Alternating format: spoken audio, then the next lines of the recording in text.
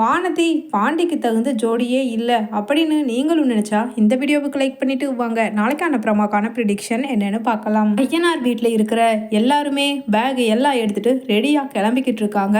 அதே சமயம் கார்த்திகா அவங்க அம்மா கஸ்தூரியும் லக்கேஜ் பேக்கெல்லாம் எடுத்துகிட்டு ட்ரெயினில் போகிறதுக்காக வந்து உட்காந்துருக்க. இங்கே ஐயனார் வீட்டில் எதுவுமே கிளம்பாமல் தெனா வெட்டா பாட்டு பாடிக்கிட்டு அப்படியே காதுக்குள்ளே குச்சியை விட்டு அப்படியே காது குடஞ்சிட்டே பாட்டு பாடிக்கிட்டு இருக்காரு எம்ஜிஆர் பாட்டை. அங்கே நிற்கிற நடேசன் அதே சமயம் இந்த ஆளுக்கு எவ்வளவு ஒரு கொழுப்பு, எல்லாரும் நம்ம எப்படி கிளம்பி எப்படி இன்னும் எவ்வளவு தூரம் போக வேண்டியது இருக்குது, அதை பற்றி ஏதாவது ஒரி பண்ணிக்காமல் என்னமோ ஜாலியாக பாட்டு பாடிட்டு எவ்வளவு இதாக கிளம்பிக்கிட்டு இருக்காருன்னு பாரு அப்படின்னு அங்கே சோழன் அப்படியே கையில் போட்டிருக்கிற காப்பை முறுக்கிறாரு. அதே சமயம் நிலா, ஒரு நிமிஷம், எதுக்கு எடுத்தாலும் கோபத்துக்கு போகாதீங்க சோழன், இருங்க அங்கிள் கிட்ட ஏன் இப்படி லேட்டாக ஒரு விருப்பமே இல்லாத மாதிரி இருக்காருன்னு தெரியல அங்கிள் அப்படின்னு சொல்லிட்டு போகிறாங்க. என்னம்மா அப்படின்னு கேட்குறாரு.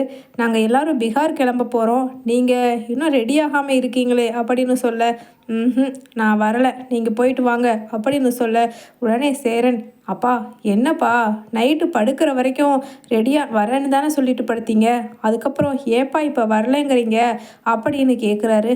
நான் வரலைன்னா வரல தான், விட்டுருங்களே அப்படின்னு சொல்லிட்டு சொல்கிறாரு நடேசன். அதே சமயம் எல்லாம் சொல்கிறாங்க, அண்ணா ஒரு நிமிஷம் தலைக்குங்க, ஏன் நீங்கள் உங்கள் பிள்ளையோட நிச்சயத்துக்கு வரலன்னா அங்கே இருக்கிறவங்க எல்லாரும் என்ன பேசுவாங்க அப்படின்னு சொல்ல, உடனே அங்கே நடேசன் சொல்கிறாரு, அவங்களுக்கெல்லாம் அப்போ அம்மாங்கிற கலாச்சாரம்லாம் இருக்கிற மாதிரி தெரியலை, அவங்க அப்பனுக்கு அங்கே ஏதோ பெரிய வேலை இருக்குதுன்னு சொல்லிடுங்க, அவ்வளவுதான் போ அப்படின்னு சொல்லிட்டு அங்கே கைகால் அலம்புறாரு. அப்படியே துண்டை எடுத்து உதறி போட்டுட்டு நடேசன். அதே சமயம் சேரன், என்னப்பா கடைசியாக ஒரு வாட்டி கேட்குறேன், வர்றீங்களா வரலையா அப்படின்னு கேட்குறாரு. நான் வரலைன்னா விட்டுட்டு போய அப்படின்னு சொல்லிட்டு அங்கே நடேசனும் சொல்லிட்டு தன்னோட சைக்கிளை எடுத்துகிட்டு கிளம்பிடுறாரு. உடனே சோழன், ஐயோ என்ன இந்த மனுஷன், சரி வாங்க இந்த ஆள் வராட்டி போகட்டும், நம்ம எல்லாரும் கிளம்பி போகலாம் அப்படின்னு சொல்ல, அதே சமயம் பாண்டியும், பாண்டி எங்கே வந்துட்டுருக்க அப்படின்னு கேட்குறாங்க. வானதியும், பாண்டி அது நான் வரல பாண்டி அப்படின்னு சொல்கிறாங்க. ஏய் உனக்கும் சேர்த்து தானே டிக்கெட் புக் பண்ணியிருக்கிறதா சொன்னேன், இப்போ நீ வரலன்னா என்ன அர்த்தம், நாங்கள் எல்லோரும் உனக்கு வேண்டிதான் வெயிட் பண்ணிகிட்ருக்கோம், ஏன் வரல அப்படின்னு கேட்க, இல்லை பாண்டி டாக்டர் சொன்ன மாதிரி நான் இப்போ தான் ஒரு மாதம்தான் ஆகுது கடை ஆரம்பித்து, எந்த வியாபாரத்துலேயும் அடிக்கடி நிறைய லீவு போட்டால் நிச்சயமாக நஷ்டம் ஆகிறதுக்கு வாய்ப்பு இருக்குதுன்னு சொல்லி அதனால் நான் வரலை அப்படின்னு சொல்ல, உடனே சரிடி சரி நீ ஒன்றும் வர வேண்டாம், இதோட நீ எனக்கு ஃபோன் பண்ணுறதையும் நிறுத்திடு, என் மூஞ்சில் முடிக்கிறதையும் நிறுத்திடு, நீ யாரோ நான் யாரோ, கடைசி நேரம் வரைக்கும் வரேன்னு சொல்லி கழுத்தறுத்துட்டே இல்லை அப்படின்னு சொல்லிட்டு அங்கே பாண்டியனும் சொல்ல, உடனே என்னடா ஆச்சு அப்படின்னு அங்கே சோழன் கேட்குறாரு.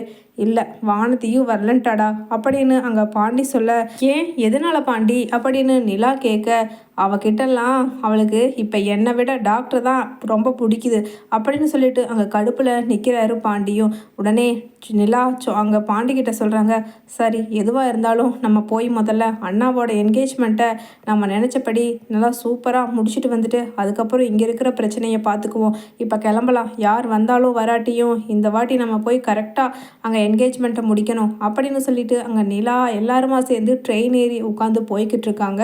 அதே சமயம் அங்கே சந்தாவோட வீட்டில் சந்தாவோட அம்மா, ஏய் உன்னை பார்க்குறதுக்கு ஒரு முக்கியமான இடத்துக்கு கூட்டிகிட்டு போக போகிறோம், ஒரு முக்கியமானவங்க இருக்காங்க அப்படின்னு சொல்ல, உடனே சந்தாவும், யார் முக்கியமானவங்களாக இருந்தாலும் அவங்க எல்லாரும் அங்கே தமிழ்நாட்டிலேருந்து வந்ததுக்கப்புறம் தான் நான் எங்கேயா இருந்தாலும் வருவேன், அது வரைக்கும் நான் எங்கேயும் வரமாட்டேன் அப்படின்னு பிடிவாதம் பிடிக்க, உடனே ஒழுங்கு மரியாதையா வாடி நாங்கள் கூப்பிட்ற இடத்துக்கு அப்படின்னு அங்கே வலுக்கட்டாயமாக சந்தாவை தூக்கி காரில் உட்கார வச்சு கூட்டிகிட்டு போகிறாங்க அவங்க மாமா, அதுக்கப்புறம் சந்தாவோட அப்பா அம்மா எல்லாருமே. எங்கே போகிறீங்க, எங்கே கூட்டிகிட்டு போகிறீங்க, விடுங்க என்ன அப்படின்னு கையை உதறாங்க சந்தா. உடனே எல்லாம் முக்கியமான இடம்தான், இறங்கு கீழே வந்தாச்சு அப்படின்னு அவர் ஹாஸ்பிட்டலுக்கு முன்னாடி இறக்க, ஹாஸ்பிட்டலா, இங்கே எதுக்கு என்னை கூட்டிகிட்டு வந்திருக்கீங்க, என்னோடய உடம்பு எல்லாம் நல்லா தானே இருக்குது அப்படின்னு அவங்க பாஷையில் பேசுகிறாங்க சந்தா. உடனே எல்லாருக்கும் உடம்பு உனக்கு நல்லா இருக்குது ஆனால் எங்களுக்கு தான் நல்லா இல்லை வா அப்படின்னு உள்ளே எழுதிட்டு போகிறாங்க தருன்னு.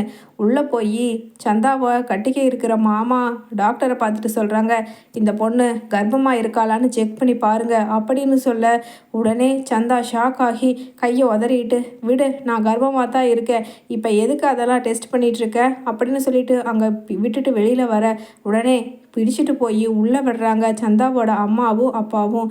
அதே சமயம் ஐயையோ இப்படி வந்து நம்ம வசமாக மாட்டிட்டோமே, எங்கே இருக்கீங்க சேரன், சீக்கிரமாக வந்து என்னை தாலி கட்டி கல்யாணம் பண்ணி கூட்டிகிட்டு போங்களே அப்படின்னு சொல்லிட்டு அங்கே அழுகிறாங்க. அப்படியே கண்ணில் கண்ணீர் வருது சந்தாவுக்கு. அதே சமயம் அங்கே டாக்டரும் இவங்க ப்ரெக்னெண்ட்டாகவே இல்லை அப்படின்னு சொல்லிடுறாங்க.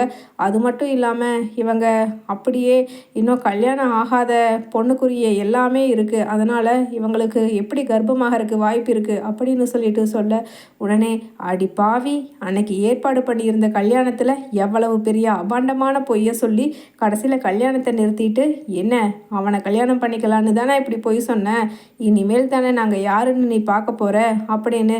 டேய் தம்பி, நீ உடனடியாக சீக்கிரமாக கல்யாணத்தை கோவிலில் வச்சு நாளைக்கே முடிக்கிற.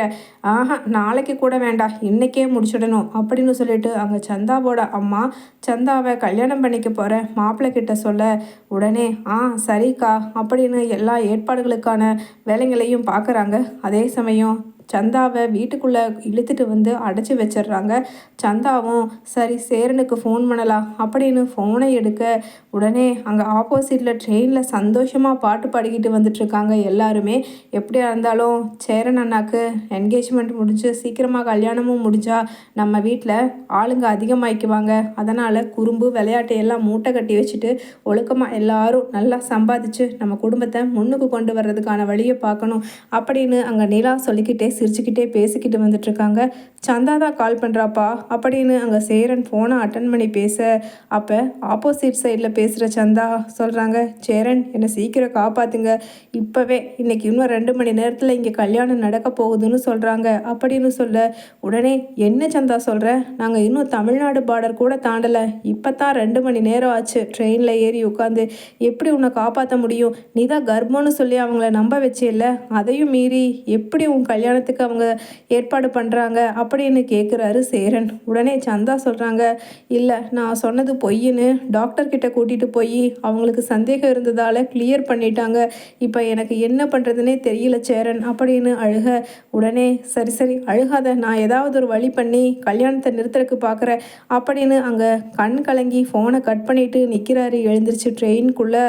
சேரன் அண்ணே ஏன்னு எழுந்திரிச்சிட்டீங்க அப்படின்னு நிலாவும் கேட்க இல்லை அங்கே சந்தாவோட மாமா கல்யாணம் பண்ணுறதுக்கான எல்லா ஏற்பாடுகளையும் பண்ணிக்கிட்டு இருக்கானா அப்படின்னு சொல்ல அதே சமயம் கொஞ்ச நேரத்திலேயே சந்தா ஃபோன் பண்ணுறாங்க.